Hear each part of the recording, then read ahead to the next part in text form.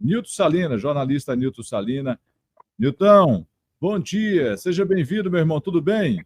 Bom dia, Josué. Tudo bem, e contigo? Olha, você não me venha trazer problema não, tá? É porque eu leio, sou um leitor assíduo do blog Entre Linhas, e tem coisa que fica na Entre Linhas. Aí eu vou trazendo você aqui justamente para você me explicar melhor esse negócio aqui. Essa semana, na quarta-feira, eu teve assim, ó, o presidente do Porto Velho Esporte Clube, Gederson Lobo, estaria se movimentando para criar uma liga de futebol, mas aparece em 4 processos de execução fiscal.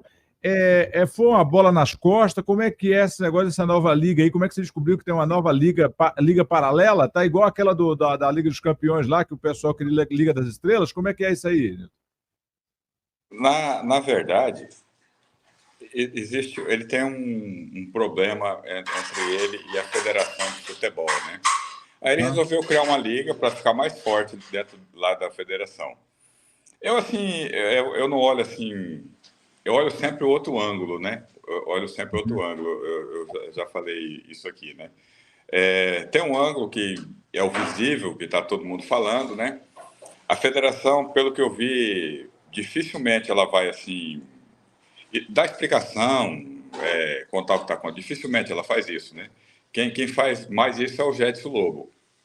Ele tem um grupo, né? E ele faz mais isso, mostrando as críticas, mostrando os projetos dele. E a federação fica mais na dela. Aí eu começo a mostrar o outro lado, que é justamente o que não está sendo falado, né? É interessante falar o que não está sendo falado. Aí ele está se movimentando, não tem nada de irregular nele se movimentar para criar uma liga, não. Não tem nada de irregular. É possível criar uma liga, mas é caro, José. É caro para criar uma liga, não é barato. Porque o que acontece? Muita gente não sabe, mas assim, um clube de futebol é uma empresa.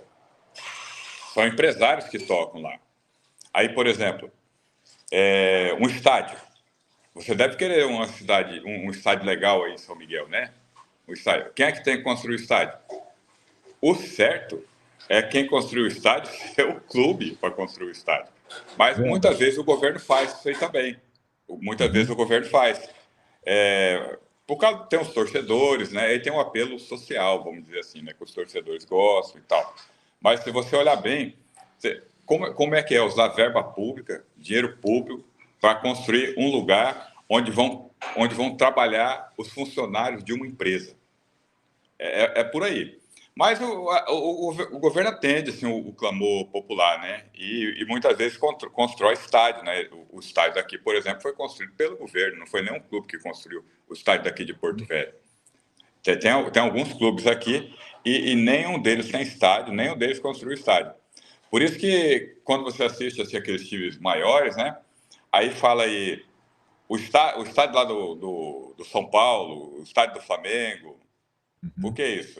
O clube construiu o estádio, porque é uma empresa. Construiu um estádio que é para o jogador trabalhar dentro da estrutura da empresa, né?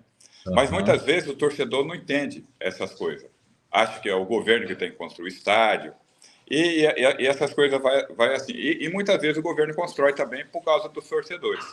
Aí, considerando isso, que o Porto Velho joga em estádios construídos pelo poder público, então tem como falar do presidente também. Imagina assim que o Porto Velho tivesse construído um estádio e jogasse no estádio dele, treinasse no estádio dele, não usasse a estrutura pública.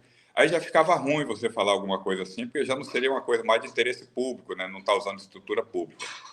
Mas é muito caro. É muito dinheiro que circula, José. Imagina, o campeão da Série C, que o Porto Velho foi campeão da Série C algumas vezes, o campeão da Série C, ele recebe quase R$ 1 milhão.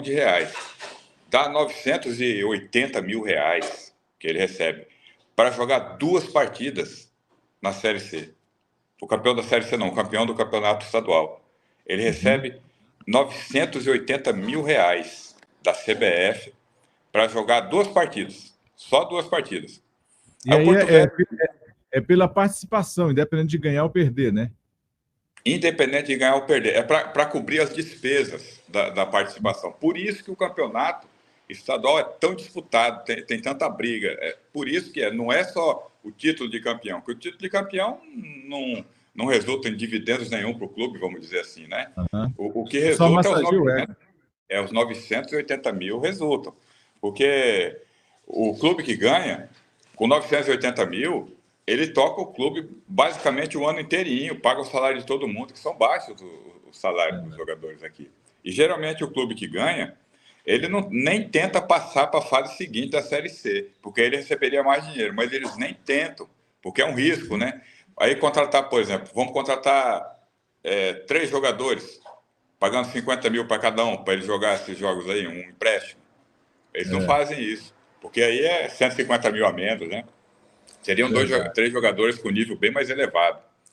Então, mas como entra dinheiro público aí, que é a estrutura dos estádios, aí é possível falar do presidente, da formação da liga, né? Então, é muito caro mexer com futebol. A formação da liga é cara, mas ele está se movimentando, que é o direito dele, para formar a liga.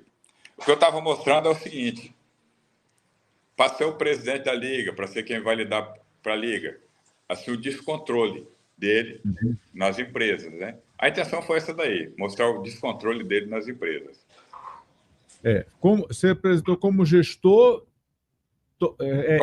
tem que rezar muito, orar muito para que ele consiga gerir bem o público, porque no privado ele não está gerindo muito legal. Exatamente. Está mostrando assim, um outro lado assim, da história, né? Tem uma outra história que eu vou contar ainda, José, que é muito interessante. Entrou no confronto com a Federação de Futebol o presidente de uma outra federação, que é o presidente da Federação de Futebol de Botão. Aí eu vou fazer uma campanha para o governo construir um estádio para ele, porque aí vai ser pouco dinheiro, né? Um estádio para futebol de botão. Aí vou propor ele fazer um protesto lá na frente da Sejusel, né? Levar os jogadores, né? Na caixinha, colocar os botões lá na frente para eles protestar, pedir o estádio dele. Quem sabe ele faz mesmo na frente do CPA, né? Na frente do CPA. Põe uma mesa, umas cadeiras igual jogador de truco.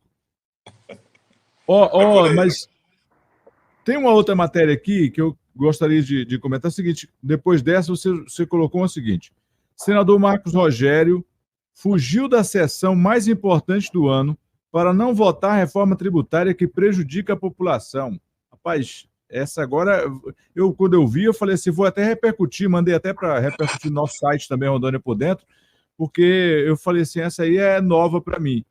Como é que você conseguiu essas informações? O que está rolando? Eu estou acompanhando um pouco Brasília, a gente está, como Rondônia por Dentro, a gente fica por dentro só do que acontece em Rondônia. O que aconteceu com o senador Marcos Rogério dessa vez? Josué, eu coloquei como é que chama, a lista de presenças, né? E como a lista, na verdade, de como votaram cada senador, né? Porque essa reforma tributária aí mexeu muito. Aqui em Rondônia deu uma confusão muito grande, porque a reforma tributária resulta também em perda de arrecadação, né? Para o Estado, para os municípios. Vamos dizer, a reforma tributária prejudica todo mundo. Mas não é só isso. A reforma tributária acaba concentrando a arrecadação toda nas mãos do governo federal. Dinheiro que antes ficava assim nos municípios, de impostos municipais, ficava no Estado, agora vão para o governo federal e o governo federal é que repassa. O governo federal está centralizando. Então, é uma reforma que não é boa para nós, não. E o senador Marco Rogério ele foi uma voz atuante contra a reforma tributária. E quando teve o aumento na alíquota do ICMS aqui, ele falou muito forte também. Então, era-se de esperar que ele fosse participar da sessão para votar contra. Até porque a orientação do partido dele, o PL, era para que os senadores do PL votassem contra. Mas ele não foi na sessão. O que o blog apurou com adversários dele, é claro, né? O senador Marco... Pessoas ligadas ao Jaime Bagatoli. Não foi propriamente o Jaime Bagatoli, não. O Jaime Bagatoli não falou nada. Mas pessoas ligadas ao Jaime Bagatoli, né? Porque o Jaime Bagatoli é uma liderança também, isso é incontestável. Pode, assim, ter alguns problemas. saber qual era a indicação do PL ou a filosofia do PL, isso a equipe do Bagatro sabe, tanto o Bagatro quanto toda a equipe dele, né? Perfeitamente. E houve orientação. Tanto que na lista que eu coloquei de senadores votando, tem o senador Jaime Bagatro, que ele votou não, e tem outros senadores do PL que votaram não, porque a orientação do PL era votar não. Só que pessoas ligadas ao senador Jaime Bagatro, que às vezes não era nem tanto assim funcionários dele, mas pessoas ligadas a ele que acompanham, eu conversei com mais de uma pessoa, eles explicaram o seguinte: olha, o negócio é que o senador Marco Rogério é muito ligado ao presidente do Senado, o senador o Rodrigo Pacheco. E o Rodrigo Pacheco é um negociante. O Rodrigo Pacheco negocia cargos com o governo Lula. Aí, quando tem um arroxo desse, ele tem alguns senadores que vão para cima do governo arrochar o governo. Aí, depois ele entra lá de bonzinho, negociando cargos no governo para ele, para acalmar os senadores. E eles me explicaram que um desses senadores é o Marco Rogério. Então, é quando o Pacheco fala: vai, Marco Rogério, bate no governo, vai, Marco Rogério, sai da sessão. E aí ele saiu da sessão para não votar não, porque, segundo me disseram, foram negociados cargos. Não ele que negociou, o Pacheco, o presidente do Senado, negociou cargos para aprovar a reforma. Mas me disseram que... o que essas pessoas acreditam é que cargo esses que indiretamente acabam favorecendo também o senador Marcos Rogério, ou no caso do Marcos Rogério é apenas uma dívida, seja de gratidão, seja qual for, com o Pacheco, e o Pacheco, então onde o Pacheco pede para votar é onde ele vota, seria mais ou menos isso? Mais ou menos isso. Não, eu não vi assim cargos indicados assim pelo senador Marcos Rogério e cargos no governo Lula, não. Isso eu não vi mesmo. Não dá para dizer que ele fez isso a troco de cargo, não. Mas na proximidade com o Pacheco. O Pacheco, ele ganha força no Senado, né? Lá ganha o apoio do presidente, ele ganha força no Senado com isso. Mas, vê assim, Josué, o não perdeu por pouco. Perdeu por pouco. O não precisava de mais 6 votos. De mais 6 votos. Precisava de mais 6 votos. O que precisava? Ele precisava de 59 votos para aprovar. O governo federal precisava de 59 votos para aprovar. Certo. Ele teve 63. Então, se tivesse tirado 5 votos, ele perderia. Foi bem apertado a votação. E votos esses que acaba um valendo 2, né? Quando você tira se tirasse um do de lá, já era um a menos lá também. Exatamente. Isso é uma conta, Josué, que poucos jornalistas fazem essa conta. Só jornalistas que acompanham assim, a política que conseguem fazer essa conta. Um voto vale 2. Imagina um voto para presidente da Câmara. Cada um tem 5 votos. Cada um tem 5 votos. Aí tira um voto de cá. Aqui ficou só com 4. E aqui não já ficou com 5. Virou 6. Então o voto é 2. Um voto é 2. Então isso ali seria interessante ele ter trabalhado, principalmente porque ele criticou o aumento do ICMS aqui, que todo mundo criticou, né? Quem é que quer pagar mais ICMS? Então, ninguém quer pagar mais, mas eu até falei aqui, não só concernente ao Marco Rogério, mas ao Bagatoli, que foi também para cima, e tal, enfim. O Confúcio não foi, porque o Confúcio parece que comunga da ideia, enfim. Mas, assim, aqueles que foram, eu falei, nas atribuições, eu quero que eles façam na atribuição deles, que é lá no Senado, quanto à reforma do governo federal. E o Bagatoli, tem que ser justo aqui, pelo menos esteve lá, votou, posicionou contra, ele fez a parte dele. Então, o barulho que ele fez lá em Brasília foi o barulho que ele fez aqui em Rondônia. Exatamente. Menos mal. Mesmo assim, lá ele teve voto. Aqui foi só barulho. Exatamente. Onde assim, ele deixou, assim, vamos dizer, o pé para eu pegar no pé dele. Aí, então, exatamente. Aí veio assim, a justificativa, né? A justificativa de que ele não votou, nem foi votar porque não concordava. E isso não é explicação. Então, vamos dizer assim, José, que tem 2 candidatos a presidente no segundo turno, eu não gosto de nenhum dos 2, eu não vou votar. É muito melhor eu olhar assim, o menos pior, né? O menos pior. O que não vai votar é aquilo que a gente chama de analfabeto político, né? Agora, o senador Marco Rogério não é analfabeto político, não. Ele Não, não não, foi não. votar. A desculpa que ele deu lá é esfarrapada, José. Eu vou preparar um outro material, lembrando a atuação dele no PDT, que, quando ele defendia o Lula, como era deputado federal, quando ele fazia parte da Juventude Socialista. E agora ele passa de bolsonarista por quê? Rondônia é um estado bolsonarista. Naquela época não tinha bolsonarismo aqui. Teve o bolsonarismo, ele aderiu. Mas eu vou mostrar que ele já foi muito ligado ao Lula. Já foi muito ligado. Já foi do PDT, já foi da Juventude Socialista. Mostrar aqui um Olha, outro lado que o pessoal não lembra. eu tô de olho no blog Entre Linhas todos os dias. Você não me venha com confusão, não, tá? Tem coisa lá que eu nem tenho coragem de repercutir no Rondônia por dentro. Tem coisa que eu não dou conta de repetir, não. Eu falei, rapaz, essa eu não vou repercutir, não. Eu não dou conta de acompanhar na garupa do Nilton Salino, não dá, não. Tem hora que não dá, não. É igual um caiaque, só cabe ele mesmo, deixa ele sozinho.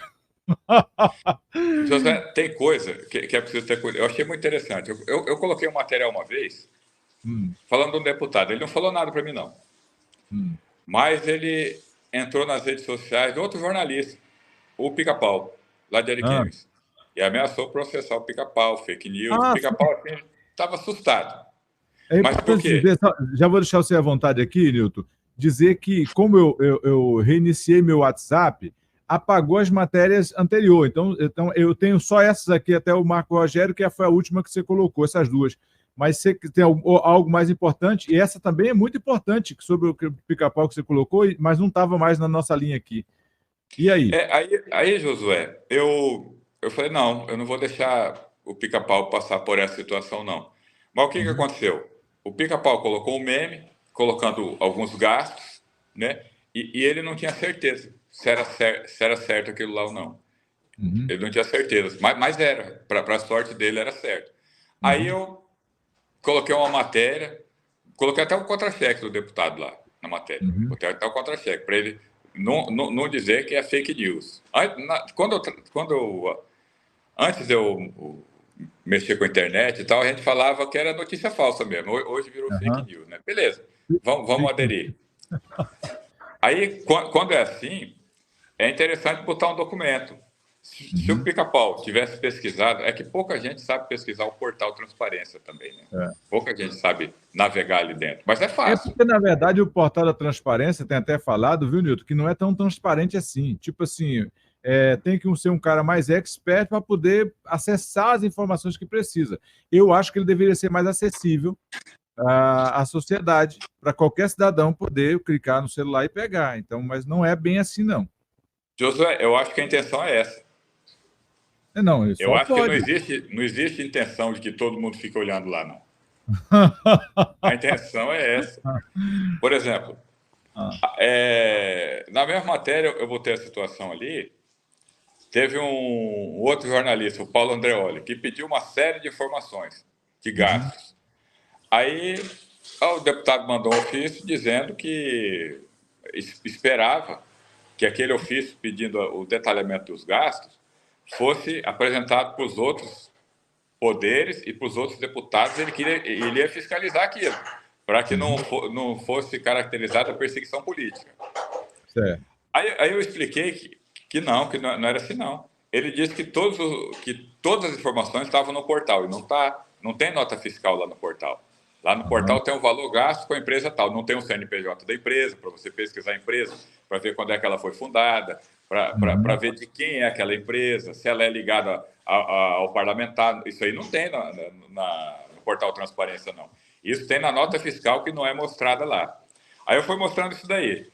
E outra coisa interessante, eu acredito, Josué, que pode ser o teu caso, querer que alguém que colocasse alguma coisa num site, num portal. Como é que você vai exigir que o outro coloque alguma coisa no site dele? É melhor você fazer o teu site, né? Ver como é que ou funciona. abre sua empresa, ou você compra um espaço no site de quem você interessar colocar, né? Ou compra, ou abre o espaço, né? ou monta uma empresa. Uma empresa, o que tem que entender? É uma empresa de comunicação. Agora, eu vou querer mandar na sua empresa, José, só porque eu sou deputado? Não, José, você vai fazer assim, assim, assim. Não, tá vendo o site aí, é 1 milhão. Você pagando, eu te passo esse, eu faço outro para mim. Exatamente, Simples. exatamente. Newton, eu acho que a gente resumiu um pouco do que foi a semana. Eu quero atualizar, porque nós ficamos uma semana sem falar, e aí fica muita fofoca para trás. Fofoca não, o jornalista não faz fofoca, você já me falou isso. Só conta os acontecimentos, Os acontecimentos que ficaram nas entrelinhas. A gente não vou deixar que todos sabem que esse sábado não vai ter o nosso programa, por isso que eu adiantei já para sexta-feira, para a gente bate-papo. Eu até pretendo trazer outros jornalistas também para poder a gente interagir aqui e posso colocar os seus pontos de vista, o que aconteceu nas regiões, e dizer que eu estou viciado nesse blog Entre Linhas aí, porque eu vou dizer uma coisa para você. Eu fico de boca aberta lendo algumas matérias que eu falo, como é que ele descobriu isso? Quem contou isso para ele? Mas aí a fonte é um direito seu de garantir a fonte, né? José, se você tivesse aqui, aqui Porto Velho está mais perto do poder, é mais fácil ter contato com as pessoas. Né? Se você tivesse aqui desenvolvendo esse trabalho, você teria essas fontes todas. O que acontece? Por exemplo, me passam informações, me passam documentos por duas razões. Primeiro, que ele sabe que eu jamais vou contar quem foi que passou a informação, quem foi que passou o documento. E depois, porque eu vou divulgar. Porque, por exemplo, de que adianta se passar um documento para uma pessoa que não vai divulgar? E eu vou dizer assim, não, o dono do site ele é obrigado a divulgar, ele tem um compromisso com a verdade, tem um compromisso com a informação, ele tem... O que é isso? Nós estamos falando de empresas de comunicação. E eles mostram... O que eles estão mostrando não é mentira, não. Eles estão mostrando uma situação. E não é mentira o que eles estão mostrando. Agora, querer que o cara coloque uma matéria lá, não dá para a gente querer isso. Não dá para a gente querer forçar isso aí, não. A gente pode até pedir, se tiver proximidade com o cara. Agora, é a empresa dele, é a decisão dele. O que acontece com relação a muitos sites de Porto Velho? Eles colocam, eu tenho esse produto aqui, eu tenho essa linha de atuação, a minha linha é essa daqui. E vende aquilo ali.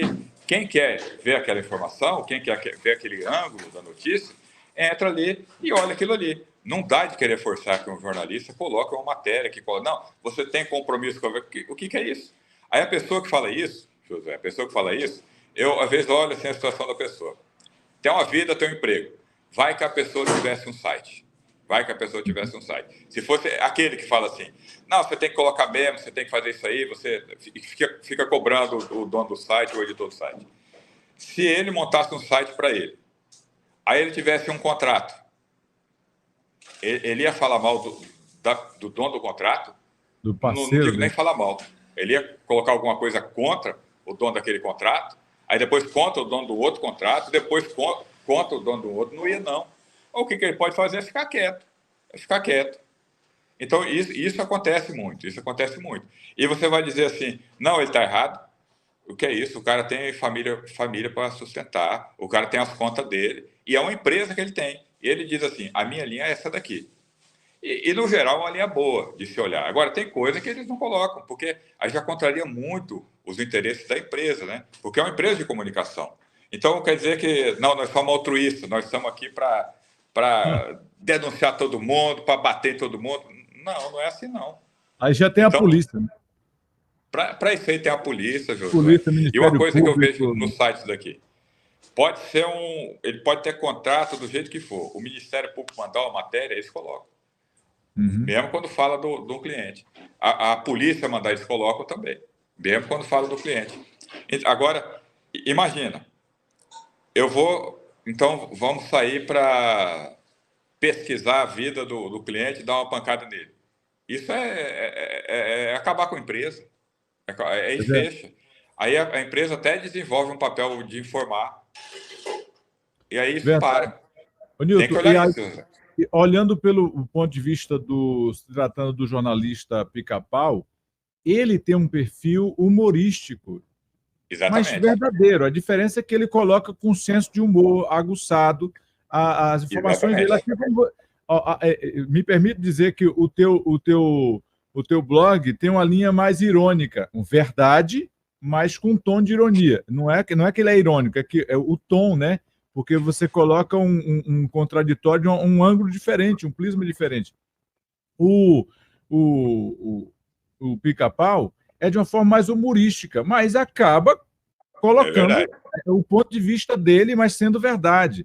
Então, independente dos pontos de vista, de como você coloca, com um senso de humor diferente, né? O seu também com muito senso de humor, mas assim, como é mais bastidores, eu só acho que deve haver também um respeito a esses profissionais, porque eles estão levando informação.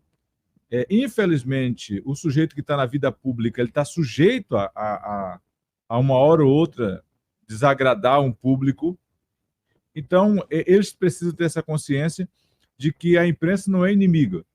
Ele procura fazer a coisa certa e, com certeza, a imprensa também vai divulgar essa coisa boa que ele está fazendo, né? Com toda certeza. Muitas vezes, José, isso que você está falando, quem está na vida pública faz algo, é forçado, às vezes, por alguma situação, a fazer alguma coisa que desagrada muito os eleitores. E muitas vezes, ele está agindo certo, mas está desagradando. Porque ele está olhando algumas situações que, às vezes, o eleitor não está vendo. Por exemplo, vai lá um aumento do ICMS lá. Se fica do jeito que está e começa a atrasar o salário, como é que vai ser? Porque um ponto percentual é muito dinheiro, José. Um ponto percentual aí chega perto já de 1 bilhão, um ponto percentual. Chega perto de 1 bilhão. Bem perto mesmo. Então é muito dinheiro. Então vai mantendo do jeito que está. Se a arrecadação cai e atrasa o salário, vai ser chamado de incompetente, vai quebrar o Estado. Tem essas coisas. Eu me lembro de um caso de um prefeito de uma cidade de São Paulo, que ele resolveu, assim, muita alagação na cidade, muito sofrimento, ele resolveu construir uma área de drenagem assim, gigantesca. Olha, concentrou tudo lá. A cidade assim, acabou. A buraqueira assim, tomou conta. Assim, ficou uma situação, os protestos eram tanto, começaram a apedrejar a casa dele. Ele teve que se mudar da cidade, mas ele continuou, ele terminou as obras de drenagem, mas teve que se mudar da cidade, nunca mais se elegeu para nada. Passou, José, assim, uns 10 anos. Aí o prefeito chamou ele para receber a homenagem, foi aplaudido pela cidade inteira, porque a alagação parou, entrou outro prefeito, ele foi recuperando a buraqueira toda, mas a alagação não tinha mais. Aí recuperou a cidade toda, asfaltou tudo, demorou um tempão para isso. Uma cidade que cresceu sem planejamento. Mas o cara foi expulso da cidade, José, o prefeito foi expulso. Aí, uns 10 anos depois, homenageado, aplaudido, aqueles mesmos que jogaram pedra, aplaudiram o prefeito, porque ele tomou uma atitude que desagradou, mas que era necessária para resolver uma situação, né? Então, muitas vezes, é preciso o gestor ou mesmo o deputado faz uma coisa que desagrada naquele momento ali. Mas quando a população começa assim, a ver os benefícios, Josué, por exemplo, teve uma situação, eu tenho até, não são tantos não, mas eu tenho até alguns amigos na polícia, na civil, na militar, nos bombeiros, e teve uma situação que eu vi que foi muito interessante. Aqui o condomínio Orgulho do Madeira, ele estava ficando parecido com o Morro do Rio de Janeiro. Os traficantes todos lá, o ponto assim, sabe, de os traficantes expulsar morador e colocar parente dele nos apartamentos. O ponto de venda de drogas se escondendo lá. Esse coronel da PM, o Braguin, resolveu acabar com isso aí. E foi para cima. E eles vão lá no centro de 2 viaturas, lá no Orgulho do Madeira, acalmou muito a situação lá. Parece que os soldados que vão lá, os PMs, são bem preparados mesmo, eles sabem atirar. Aí o que aconteceu lá de uma vez? Teve um protesto contra o governador, contra a polícia. Morreu uma pessoa lá. Por que morreu? Eles estavam procurando ele. Encontraram, cercaram, no que foram para cima dele, ele estava armado. E ele puxou a arma e atirou no PM. Só que não disparou, o cartucho não estava bom. A PM mostrou o cartucho com o sinal do cão na bala. Mostrou dentro da arma. Ele atirou. Aí o que aconteceu? O PM deu um tiro nele e morreu. O que o PM vai fazer numa hora dessa ali?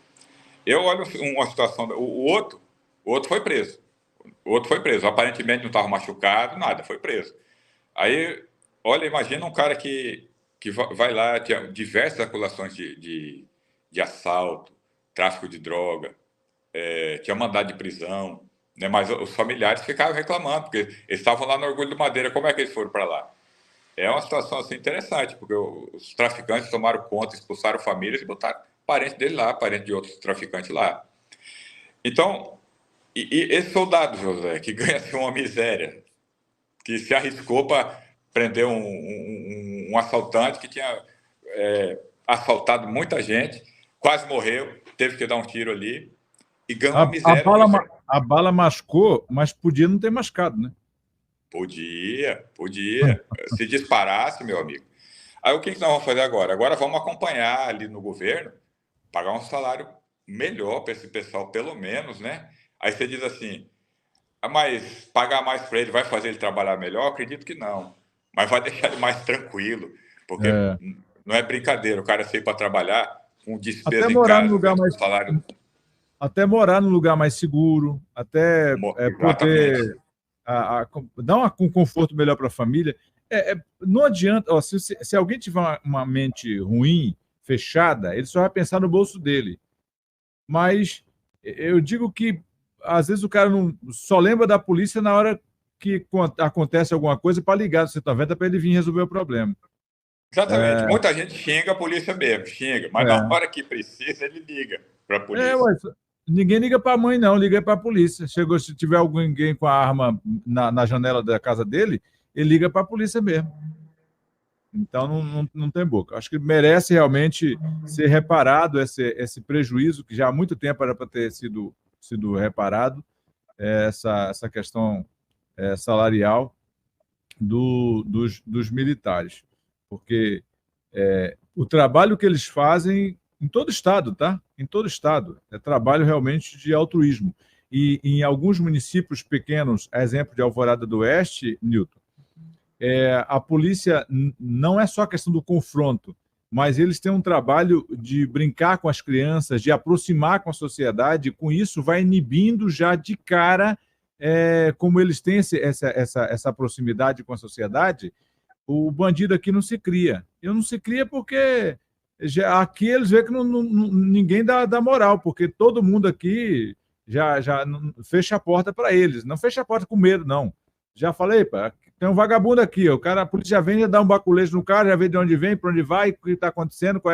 Como é uma cidade pequena e todo mundo conhece todo mundo, é mais fácil fazer isso. Porto Velho já é complicado. Eu nunca fui abordado assim pela polícia, não. Se fosse, trataria muito bem. Já assim, no trânsito, já alguma coisa assim. E eu vou te falar, José. Até hoje, nunca teve nenhum que me tratou mal, não. Porque eu não fico falando que sou jornalista, nada disso, não. Eu atendo ele, obedece, senhor e tal, e falar com ele, ele responde bem, José. Ele não chega tratando assim mal, não. Nunca vi isso acontecer com um conhecido meu, assim, que sabe tratar direito os outros, né? É um ser humano que está desenvolvendo um trabalho e a autoridade dele a autoridade ali é ele naquele momento ali. Atenda ele que ele vai dentro dos critérios dele. Se você não concordar com os critérios dele, você pode recorrer depois. Mas na hora ali não dá de querer enfrentar ele. Depois você pode fazer, ué. É verdade. Se houver abuso, dá de reparar depois. Newton, mas eu quero te agradecer, deixar muito à vontade, dizer que é sempre proveitoso o nosso bate-papo quando você pode aparecer aqui. Desejar mais sucesso ainda ao blog Entre Linhas. Sempre meu conselho é que você se acalme, porque toda vez que eu dou uma olhada ali, às vezes eu fico preocupado contigo, algumas matérias, mas a gente está aí, meu irmão, repercutindo. Acho que louvável a sua coragem de expor algumas situações, se posicionar, mesmo às vezes contra algumas autoridades quando tenta enfrentar a classe jornalista e defender todos os jornalistas. Eu acho que se o jornalista fizer alguma coisa errada, eu não levanto bandeira a favor dele, não. Eu não sou... Não tem como. José, você é cooperativista? Não sou, não. Mas se a pessoa tiver certo, independente de ser jornalista ou não, mas principalmente jornalista, a gente está aqui para respaldar e dizer que defender o colega. José, eu que agradeço. Para mim é uma honra poder participar aqui do podcast, poder fazer essa parceria contigo. Você é um cara muito bom, José. Continue trabalhando assim, que com toda certeza, eu acredito que vai crescer muito, mais ainda do que... Você é um cara bem conhecido, o jornal Rondônia por Dentro também está bem conhecido mesmo na região, mas eu acredito que vai ficar mais ainda e vai expandir ainda mais. Fica com Deus aí, José. Fica bem. Obrigado, meu irmão. Deus te abençoe. Ótimo final de semana para você. Até mais. Até. Tá aí. Falamos com o jornalista Newton Salina. Ele é de Porto Velho, do blog Entre Linhas, e traz aí um pouco dos bastidores do que está acontecendo no estado de Rondônia. Vamos agora a Pimenta Bueno. Notícia boa. Inclusive, eu quero ver se eu consigo agendar em breve com o prefeito Pimenta Bueno, prefeito Arismar, delegado Arismar, para falar das ações.